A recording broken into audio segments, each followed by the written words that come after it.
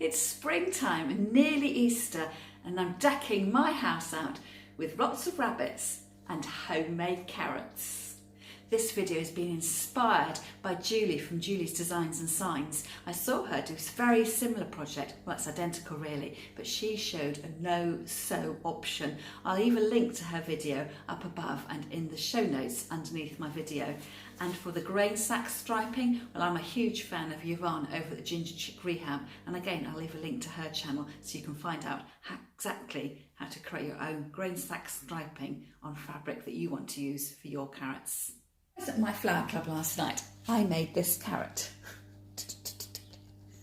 You're either going to love this or hate this. And it certainly made the ladies in my flower club laugh. They couldn't understand what on earth I was doing. But I'd seen this being made on one of the YouTube channels I watch, and I thought actually this would be quite a nice project. You know, it's a bit of decor, a bit of crafting. I can imagine sort of setting up a little scene at home with I've got rabbits and come closer to Easter, fresh flowers and all the rest, so making up a little bit of decor.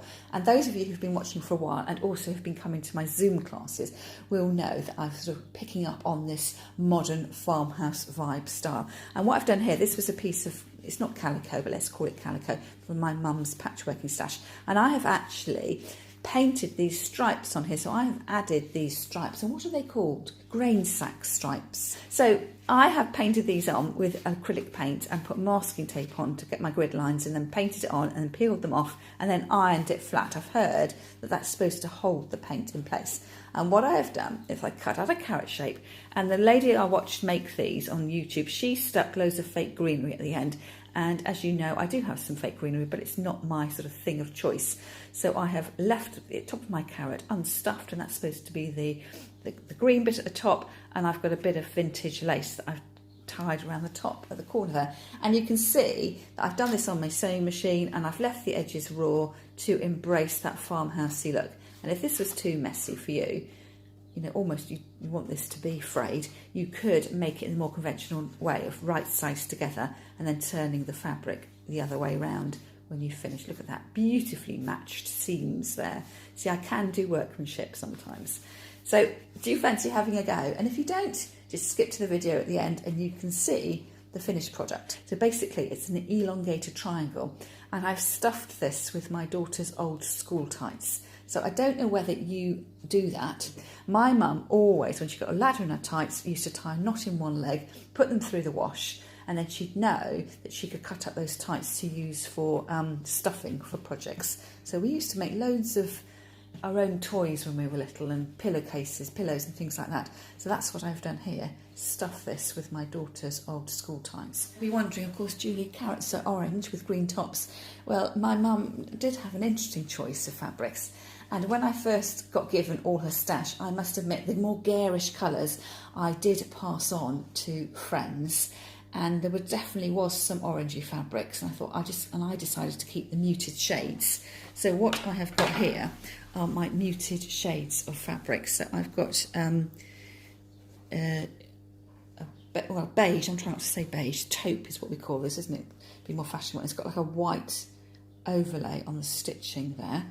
And then this is a check, which is a bit like you know, these sort of country style shirts. So again, a sort of faded out version of a taupey check. And then this is left over. I have just recently recovered the kitchen stool in our kitchen, and I wonder whether that might make a good carrot, because these shapes almost look like carrot tops. So I'm sort of going for muted tones, and then I am going to start, I think, with my sort of beige floral. And I have discovered that the carrots need to be quite narrow and not quite as long as I first made. So ideally I would have imagined I've ironed this, and I'm going to turn that up because my carrot is going to be a long triangle, and I am going to go freehand, but I might just put some pins in to help guide me. That's not straight. I guess I could measure it. I'm just eyeing it up like so.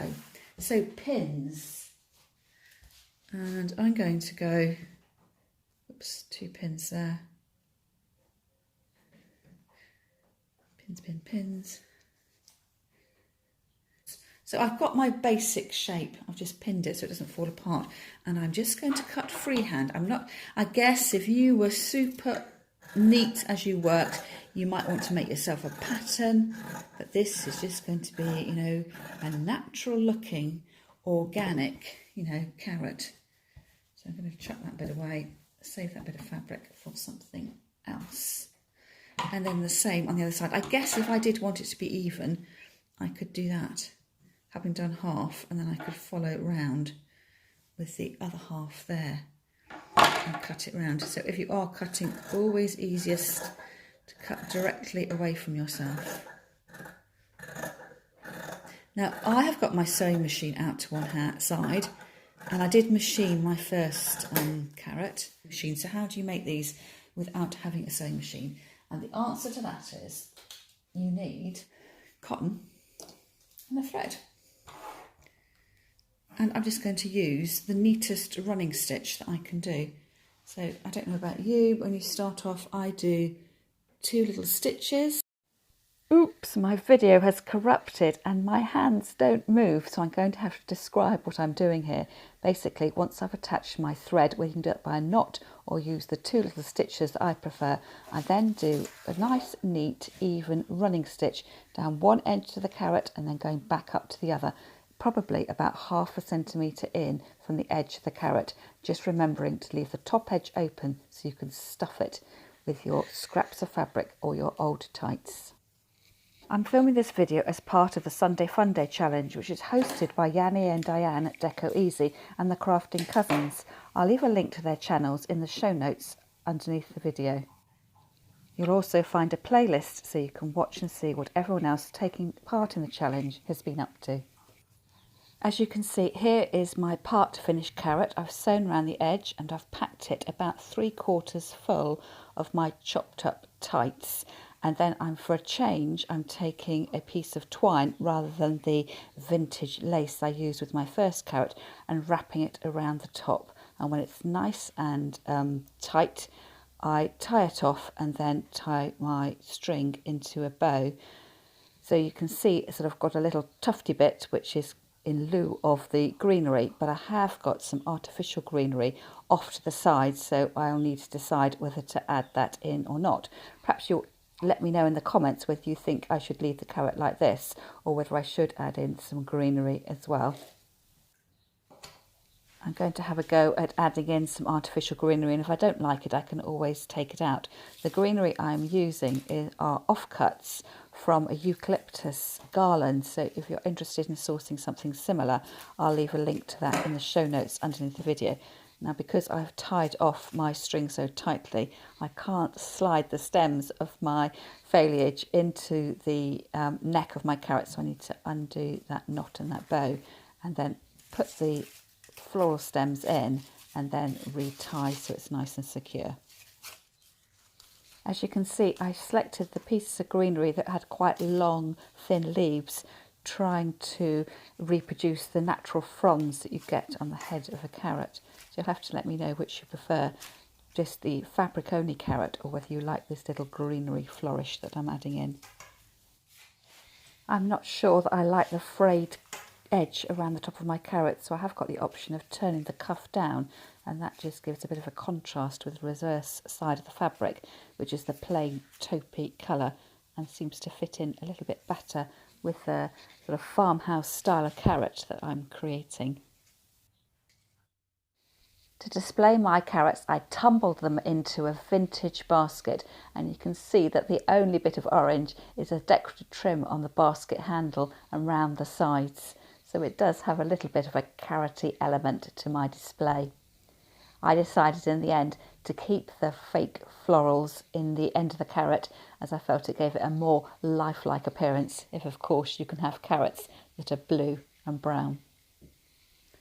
The vintage basket also has a piece of vintage fabric draped over the side in greens and oranges too, so it ties the whole look together. And the rabbits, well, I've had those for about 20 years or so. That's all for now, and I'll see you in the next video.